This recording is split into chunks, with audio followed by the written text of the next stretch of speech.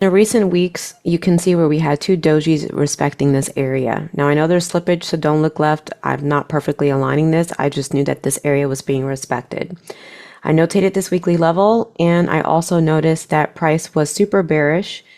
So at that point, I went ahead and saw that we had a W pattern and there was structure here. So I notated that as well.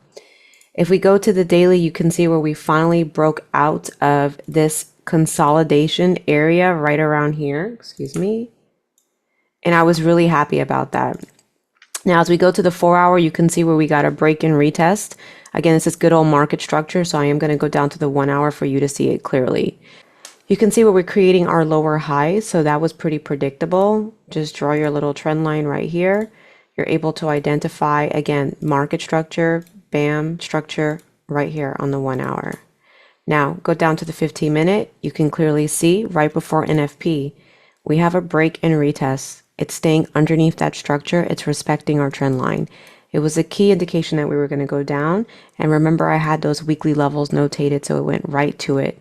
So what I'm looking is to see if the next 15 minutes will get a continuation to go ahead and come down to the bottom, or we're going to get a rejection and come back up. Keep in mind that if we go back to the weekly, this is literally a retest of structure. So we're still in an upward trend, right? This has some momentum to come down just a tad bit, but we're still bullish on a higher time frame. So we just need to see what's going to happen. In order for this to be bearish long term, we have to break and retest underneath this and then take it down to this low, continue with breaking and retesting that structure and taking it down to that low. So at the moment, we are just trading a pullback, a very predictable pullback. What we want to do is see how price reacts to this. But this is how NFP was like super predictable.